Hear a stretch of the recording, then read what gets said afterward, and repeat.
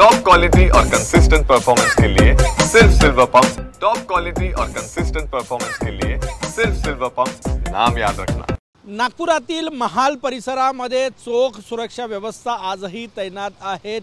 संचारबंदी हटल्यानंतर आज जुम्मे की नमाजला मोठ्या प्रमाणात गर्दी होण्याची शक्यता आहे आणि त्यामुळेच ज्या ज्या भागामध्ये हिंसाचार घडला होता त्या भागामध्ये चोख पोलीस व्यवस्था जी आहे ती तैनात करण्यात आलेली आहे।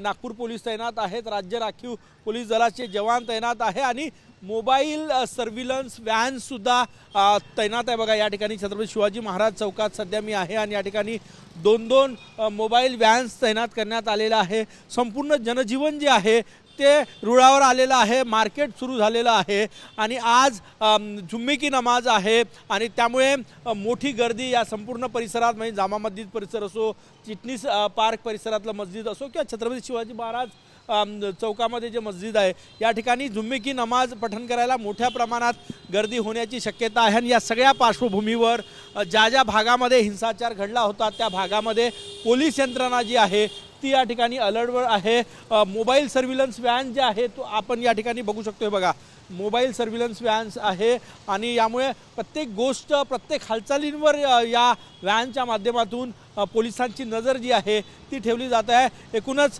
आपण हिंसाचार घडल्यानंतर काही दिवस संचारबंदी होती, ती संचारबंदी उठवल्यानंतर संपूर्ण मार्केट सुरू झालेलं आहे, जनजीवन सुरळीत झालेलं आहे आणि आता संचारबंदी हटवल्यानंतर आज जुम्मे की नमाज आहे त्यामुळे यंत्रणा जी आहे, सुरक्षा यंत्रणा जी आहे त्या अलर्टवर आहे। नागपुरात आता शांती आहे, संपूर्ण मार्केट व्यवस्थित सुरू झालेलं आहे, जनजीवन रुळावर आलेलं आहे, परंतु सुरक्षा यंत्रणा जी आहे तरीही आज अलर्टवर आपल्याला दिसत आहेत। कॅमेरामॅन सचिन सयामसह गजानन उमाटे, TV9 मराठी, नागपूर।